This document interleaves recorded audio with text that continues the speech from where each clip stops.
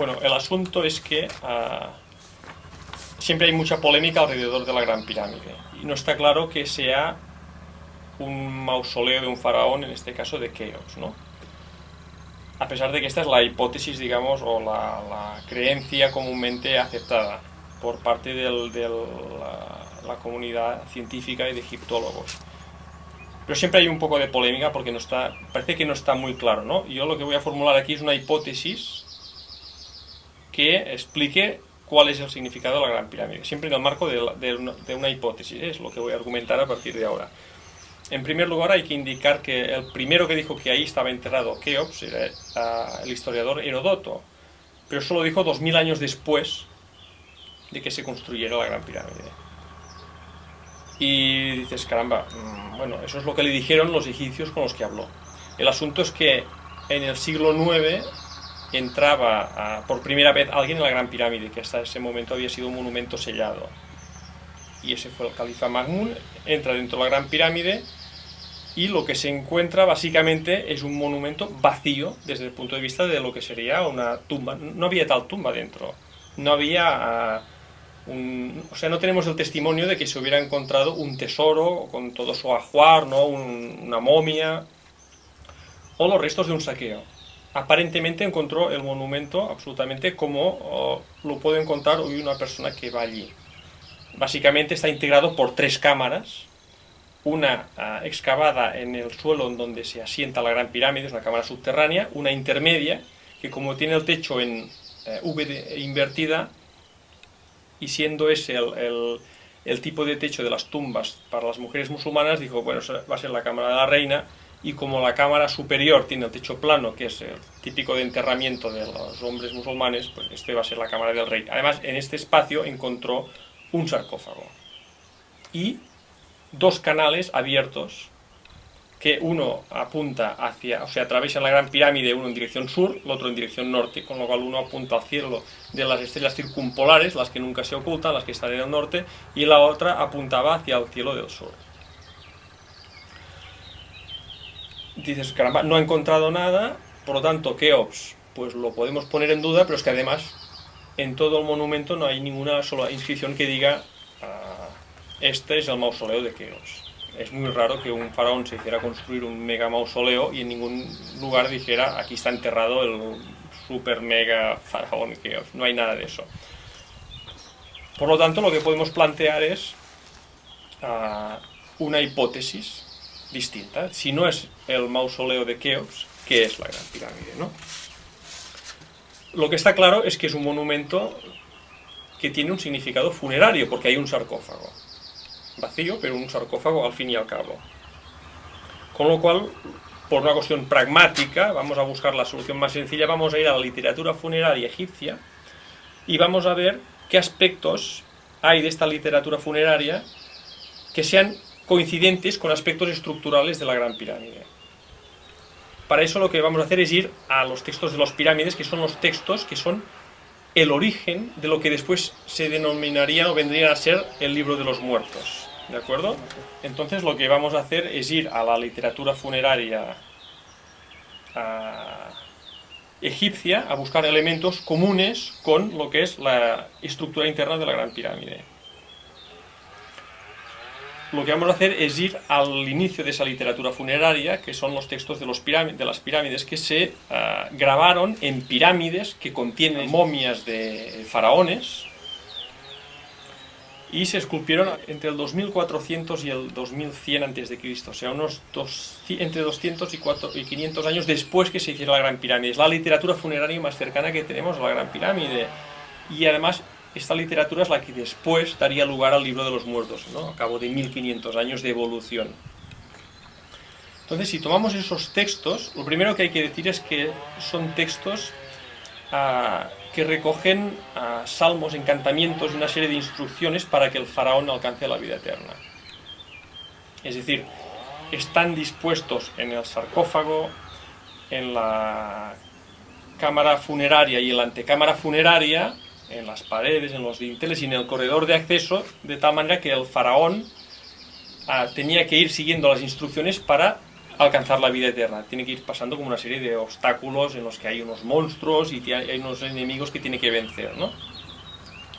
Lo que pasa que, de acuerdo con lo que dicen los egiptólogos, no está muy claro que los que esculpieron esos textos entendiesen el contenido de esos textos, porque hay trozos que están como reeditados. Por otro lado, las declaraciones varían de una pirámide a otra. No hay un texto, una partitura original ahí claramente visible. Y por otro lado, las traducciones que se han hecho de estos textos no son al 100% fiables, porque los egiptólogos dicen, bueno, no tenemos un conocimiento perfecto de lo que aquí se está escribiendo. Hay algunos pasajes que son, a día de hoy, pues confusos.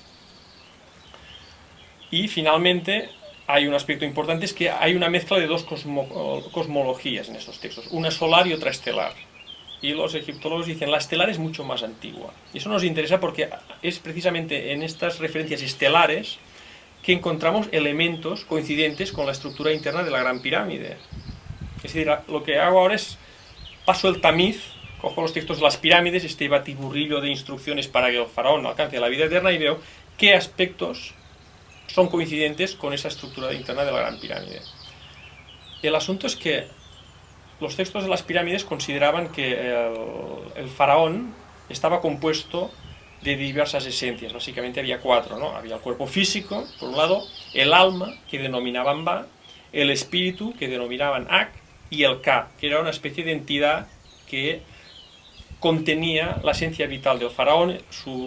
Estaba ahí depositado su propia principio inmortal, y además estaba vinculado con su destino, el Ka. El asunto es que si miramos estas referencias, nos vamos a la Gran Pirámide y tenemos que en la denominada Cámara del Rey, donde había el sarcófago y el canal norte y el canal sur abierto a las estrellas, dices, caramba, podemos muy bien asimilar, cuando se habla del cuerpo físico en los textos de las pirámides, lo asimilamos al sarcófago. Cuando se habla del Ba, del alma, y además el Ba aparece referenciado en pasajes que van de la cámara funeraria a la antecámara, y la antecámara representa siempre la Duat o el cielo que tiene asignado el canal sur en la Gran Pirámide, y dices, caramba, a partir de aquí podemos establecer la conexión entre el Ba y el canal sur, porque remite a esa región del espacio que da directamente a la constelación de Orión, que es el lugar desde el cual Osiris juzgaba a los muertos. Y por otro lado tenemos el Ak, que está mucho más claramente referenciado a las estrellas circumpolares, que son las que están en el cielo del norte, nunca se ocultan. Y caramba, dices, esto es el lugar al que me señala el canal norte de la Gran Pirámide. Con lo cual, parece ser que hay como una especie de exposición de la naturaleza tripartita del faraón. Un cuerpo físico, sarcófago, un alma o Ba, canal sur, y un espíritu o Ak, canal norte. Esto es interesante porque hay un par de pasajes en los textos de las pirámides en los que se habla de que hay que cortar el faraón en 3 trozos, o hay que cortar una entidad, un dios, que dicen fue cortado en 3 trozos. Nunca se dicen en 2, en 5, en 17, siempre son 3. Dices, caramba, esto es coherente con esta naturaleza tripartita del ser humano. Y por otro lado, tenemos en los textos herméticos, que son textos de origen egipcio, pero que se dieron a conocer en época griega y que van de alquimia, de magia, tenemos ahí un pasaje que dice que la muerte no consiste en la destrucción de los elementos, sino en la destrucción de lo que mantenía unidas las partes de una entidad. No es así literal, pero dice, lo importante es que en la muerte hay la disolución de lo que mantiene unida una entidad. Dices, caramba, esto me cuadra con lo que pienso que es lo que está escenificando la conocida como Cámara del Rey, porque estamos hablando de un cuerpo físico, alma, canal sur, espíritu, canal norte. Luego podemos ir a Jámblico, que era un filósofo neoplatónico, también de la misma época, hacia el siglo III o IV después de Cristo. Y este filósofo decía, de acuerdo con los antiguos egipcios, el ser humano tiene 2 almas. Una, dice, está derivada, o sea, deriva del movimiento, o está condicionada por el movimiento de los astros, y eso tiene que ver con el canal sur, donde siempre hay un movimiento constante a través del movimiento precesional del planeta, es como una baldufa, entonces va variando la altura en la cual tienes Orión o las constelaciones que te van pasando, ¿no? El cinturón de zodiacal. Con lo cual, esta referencia de Hamblico me hace referencia al canal sur. Dice, la otra alma deriva del inteligible y no está afectada por el movimiento de los astros, o sea, es un aspecto estático y permanente y eterno. Dices, caramba, esto me remite al canal norte de la Gran Pirámide. Eso es muy, muy curioso porque hay un glifo, un jeroglífico egipcio, que significa abrir, dividir y separar, cuya forma remite a lo que es esta estructura de la Gran Pirámide, que es un sarcófago en medio y un canal para el sur y un canal para el norte.